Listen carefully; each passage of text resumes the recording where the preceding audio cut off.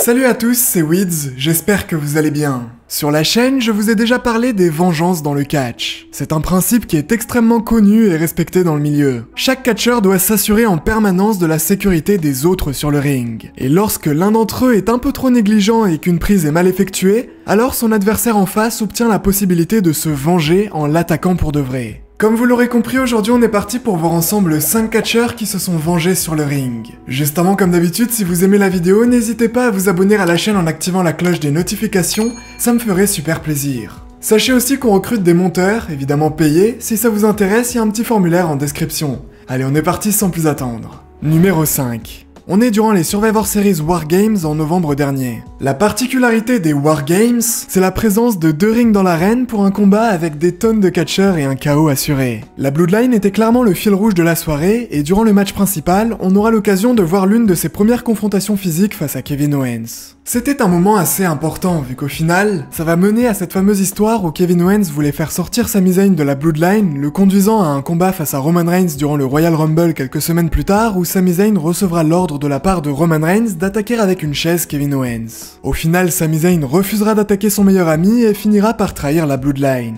Encore aujourd'hui, on est en plein dans cette rivalité. Donc vraiment, cette confrontation durant les Wargames quelques mois plus tôt était assez importante. Kevin Owens va envoyer une claque hyper violente à Roman Reigns. Cela va accidentellement blesser le catcheur au niveau du tympan et de l'œil gauche, on pourra d'ailleurs voir sa douleur juste après le match. Roman Reigns attendra cependant quelques semaines avant de se venger. On est le 30 décembre 2022 durant SmackDown, c'était le dernier show de l'année 2022, et ce soir-là, John Cena en équipe avec Kevin Owens affrontait Roman Reigns en équipe avec Sami Zayn. Roman Reigns va appliquer sa vengeance dès le début du match, en envoyant un monstrueux coup de la corde à linge sur Kevin Owens.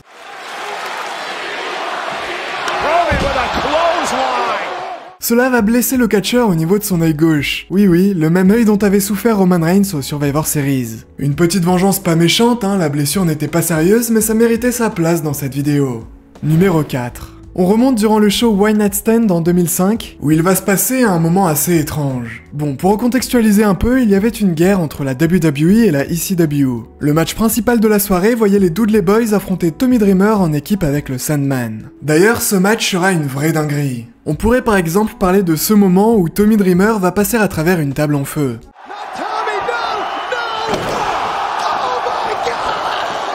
Rien que ça, ce qui permettrait évidemment aux Dudley Boyz de remporter le combat par la suite. Mais ce qui nous intéresse aujourd'hui, c'est passé juste après le match. La musique de Stone Cold va retentir et le catcheur va débarquer dans l'arène.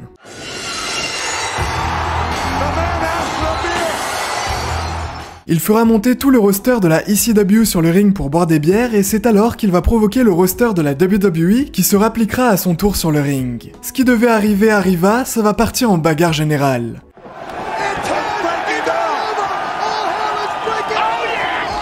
Jusque-là, tout était prévu. Mais après cette bagarre, on pourra voir le Blue Mini en sang. C'était assez surprenant. En fait, quelques mois auparavant, le Blue Mini avait mal parlé de JBL, qui est de base connu pour avoir martyrisé d'autres catcheurs en coulisses, en le qualifiant comme quelqu'un de violent et d'idiot. JBL va alors profiter de la bagarre générale pour réellement régler ses comptes avec le Blue Mini, en l'attaquant, ce qui fera saigner le catcheur au niveau du visage. Quelques semaines plus tard, durant un épisode de SmackDown, les deux hommes vont se retrouver en face à face durant un match. Stevie Richards, qui était le partenaire du Blue Mini, profitera de l'occasion pour venger son collègue en portant un violent coup de chaise sur la tête de JBL.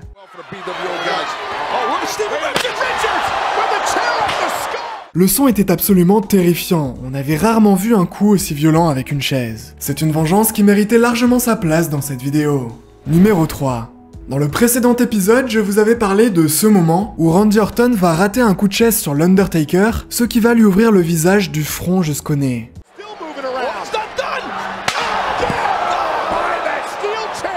L'Undertaker se vengera quelques mois plus tard durant Armageddon, avec à son tour un coup de chaise monstrueux en pleine tête.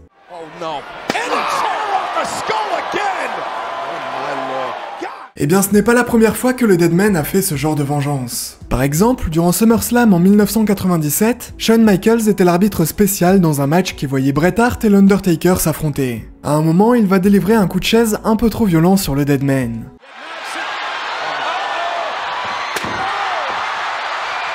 On pourra voir sa tête rapidement le regretter. Et comme on l'a vu, l'Undertaker fonctionne simplement, si t'es violent avec lui, alors il sera violent avec toi. On arrive donc quelques mois plus tard durant le show Bad Blood. Ce soir-là, l'Undertaker devait affronter Shawn Michaels dans un match en cage. Shawn savait à l'avance que l'Undertaker allait se venger du coup de chaise de SummerSlam et il l'avait même accepté. Vient donc le moment fatidique de la vengeance.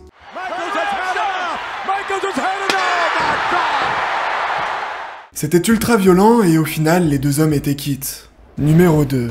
Comme on l'a vu avec la table en feu un peu plus tôt, Tommy Dreamer est un catcheur plutôt doué quand il s'agit de violence. Et justement, durant le Royal Rumble en 2003, il fera son entrée sur le ring avec une poubelle et des candlesticks. Il va attaquer plusieurs catcheurs avec ses armes, ce qui en soi n'est pas interdit dans un Royal Rumble donc c'est plutôt intelligent, mais en attaquant Chris Jericho, il lui enverra un coup de bâton en plein visage.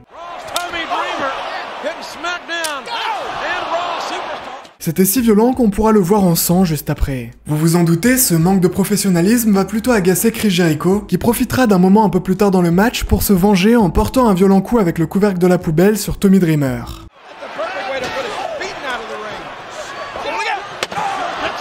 Il ira même jusqu'à lui redonner un coup de bâton histoire de bien lui faire retenir la leçon, et il l'éliminera quelques instants après. Une petite vengeance passée assez intéressante à voir, et aujourd'hui les deux catcheurs s'entendent très bien. Numéro 1.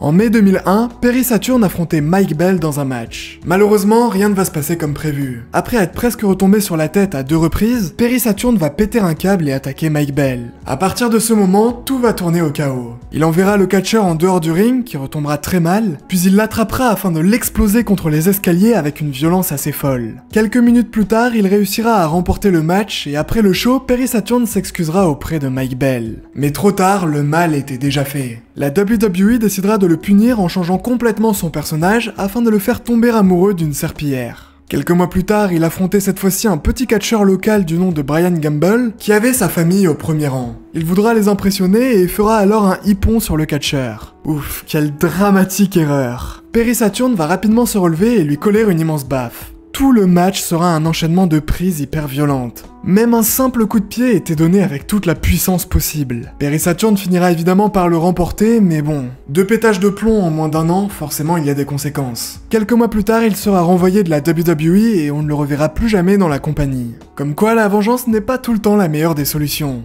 Voilà, on arrive à la fin de cette petite vidéo. Si elle vous a plu comme d'habitude, n'hésitez pas à vous abonner à la chaîne en activant la cloche des notifications, ça me ferait super plaisir. Je vous le rappelle, on recrute des monteurs, si ça vous intéresse, le lien est en description. Nous on se revoit très vite pour de nouvelles aventures et d'ici là, portez-vous bien. C'était Weeds, bye tout le monde. Je veux être allongé au soleil, genre petite canette à la main. Weed, barrette, shit, laser, kick, malaise à la bien. Kiss la taille à la main, faut que je finalise. Au pays des merveilles, Narvalo, je chinalise. Veux que la foule aboie, c'est stystère, gros bouyaka, bouyaka. Voilà le Ré Mysterio.